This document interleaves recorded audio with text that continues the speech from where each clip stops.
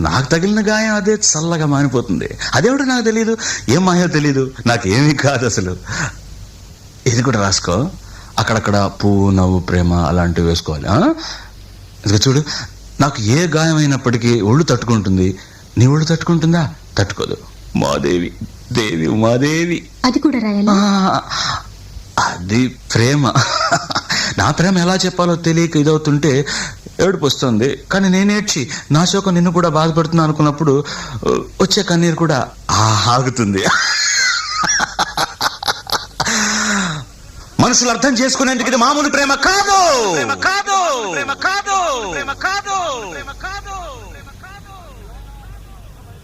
అగ్నిలాగా స్వచ్ఛమైనది.